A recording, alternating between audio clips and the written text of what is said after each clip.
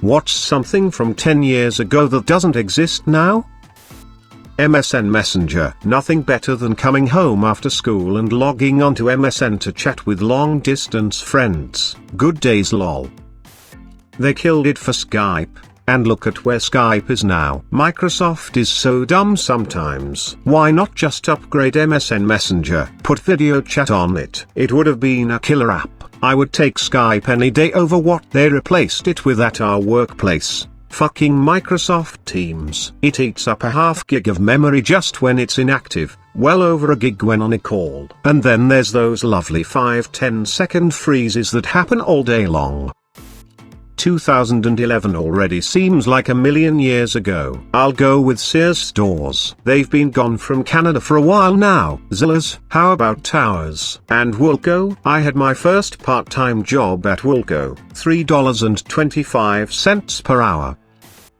Minidisc. Sony shipped the last on in 2011. Always wanted on, but they were so expensive. Bro, minidiscs were awesome. Hundreds of songs on a coated cartridge that couldn't be scratched or messed up like a CD. I really wish they'd have caught on more. I had one around 2001 or so. They were great, but MP3 players quickly got leaps and bounds better. There's only so much catching on to be done when you're practically obsolete before you get started.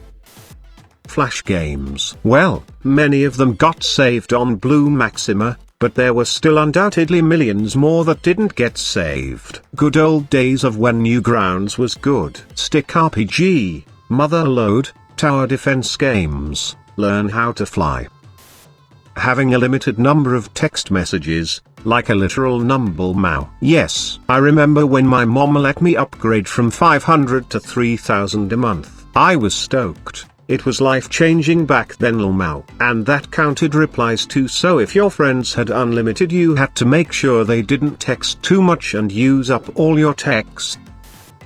This makes me feel so old, but Blockbuster, Radio Shack, and Circuit City. Radio Shack is the only place I can ever think of when people come into my work looking for fuses that we don't carry or can't get. I honestly don't know where to refer them to anymore. Radio Shack was the place to go for that stuff. Radio Shack fucked up. Instead of staying a niche retailer with steady profits, they decided to be greedy fucks and chase the easy money. Now nobody give a f about them.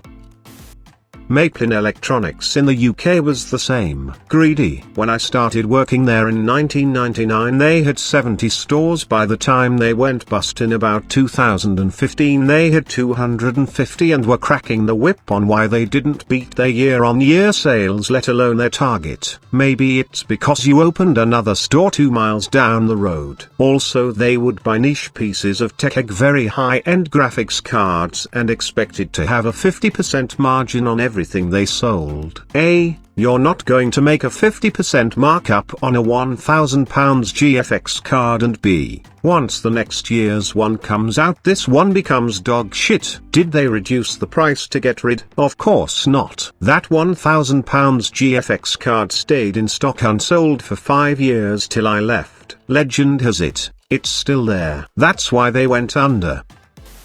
Netflix streaming that had everything in one fucking goddamn place. Just wait until Netflix is all originals, because non-Netflix productions will move to their own streaming services. I can't wait for all these streaming services to start making deals and bundling with each other, effectively just reinventing a moderately better version of cable.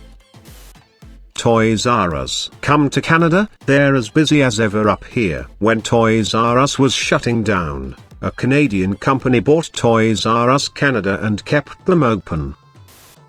Tumblr porn. So much Tumblr porn. Tumblr as a whole. Ever since they banned porn, a lot of people stopped caring about them. Pretty chill nowadays, for the most part. All of the problem children are on Twitter now.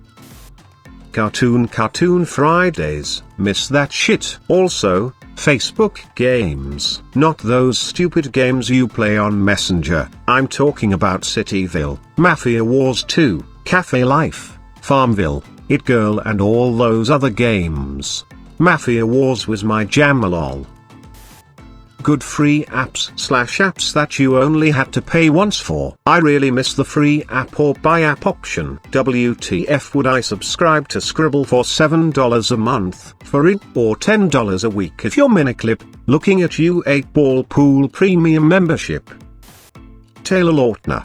He's good in the show Cuckoo. I'm not sure why, but he randomly left after his 3rd season on the show. It is a British, so he probably wants to move on with his career in the US, but he hasn't really done anything since. He even skipped Shark Boy and Lavy Girl too. He retired and sat on the money from Twilight. He only did stuff he wanted to after that because he's rich enough to. Smart guy.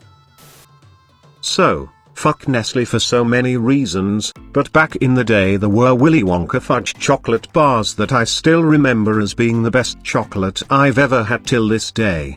I'd kill to have me one of those damn Willy Wonka hot fudge chocolate bars. But fuck Nestle for all the shit they do, and then on top of that, depriving me of the single best chocolate bar I know I'll have. Either too many people were killed in its production or it wasn't profitable enough.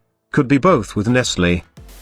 Search engines results that actually show you useful results and makes researching fun and interesting. Now it's just whoever can pay the most to be seen first, or some stupid crap to try and get you to think a certain way. I miss the good old days. Pressing internet button on your phone accidentally, then spending 2 minutes frantically pressing the back button for fear of charging your parents what felt like hundreds of dollars to load Google lol.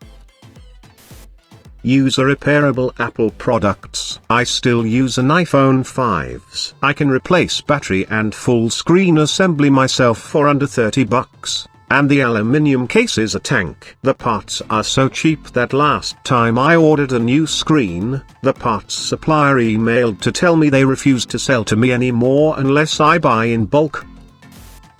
Ha's career. She was huge in 2010, but has been virtually on hiatus due to a legal battle against her producer. She still makes music, but she's nowhere near as popular as she was a decade ago. There are young guns now who don't even know who she is. They associate TikTok with only the app, and have no idea it was a chart topper in 10. She came to my city for a concert about 2 years ago. Friend asked if I wanted to go, so I thought sure, why not? She did not even fill 1/4 the venue. It was sad.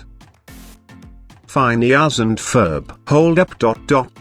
My kids watch Phineas and Ferb all the time. Wanna talk good Disney Channel? Even Stevens' peak Disney Channel was Disney Channel movie every night 8/7C with those kids jumping around the film reels in the sky. BlackBerry smartphones. The real ones, not the fake ones they kind of have now. The old school BlackBerry with Brick Breaker is hands down the best phone I ever had. I miss it so much.